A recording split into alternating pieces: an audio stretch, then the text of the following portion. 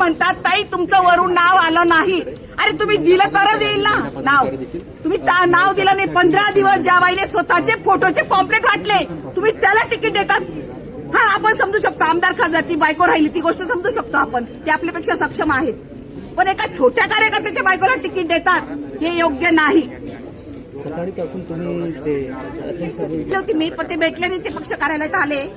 मी त्यांची भेट घ्यायलाच गेली होती. कोणत्याही नेत्यासोबत बोलणं झालं का? शितोळे सरांसोबत झाले. नेते फोन कुठे उचलतात? असं झाल्यावर कोणी फोन उचलत नसतं. उडू दे त्यांना वाऱ्यावर. जेव्हा कामं असतात तेव्हा करून घेतले महिला कार्यकर्त्यांकडनं. आता वाऱ्यावर सोडलाय त्यांना. त्यांची फोन सुद्धा उचलत नाही. वापरून घ्यायचं सोडून द्यायचं. तुमचं हे पण म्हणणं आहे की जे निष्ठावंत कार्यकर्ता आहे त्याला तिकीट मी म्हणते 2015 मध्ये सुद्धा हेच घडलं होतं. एकही महिला कार्यकर्त्यांना तिकीट दिलेलं नव्हतं. तेव्हाही या पुरुष मंडळींच्या बायकांना बाहेर काढतात आणि त्यांना तिकीट देतात. आणि जेव्हा वर्षभर कार्यक्रम असतात तेव्हा महिला कार्यकर्ता न वापरून घेतात. म्हणजे ही कोणती पद्धत आहे भाजपची?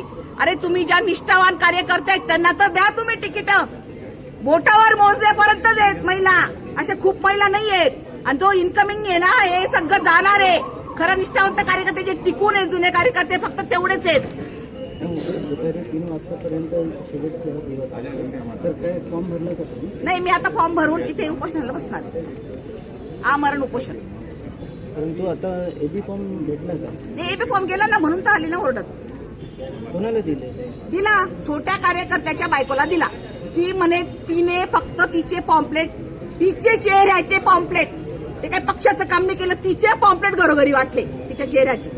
परंतु बीजेपीचे जे नेता आहेत त्यांचं म्हणणं आहे की आतापर्यंत आम्ही एबी फॉर्म दिला नाही कोणाला. गेले म्हणून तर आले ना. चुकीचं आहे मग द्या मग मला द्या. नाही दिली तर चांगली गोष्ट आहे. द्या मला 20चा फॉर्म द्या. आता संजय केणेकर सोबत बोलणं झालं होतं आमच्या युती बाबत. युती तुटलेली आहे तर त्यांनी म्हटलं की आतापर्यंत आम्ही एबी फॉर्म दिलं नाही. खोटं बोलले ते. खोटं बोलले नाही तर त्यांना माहित नसावं. माहिती नसावं त्यांना. माहिती नसावं त्यांना. इथे बघू शकतात काय भेटायचं काय? किती धोका सहन करायचा?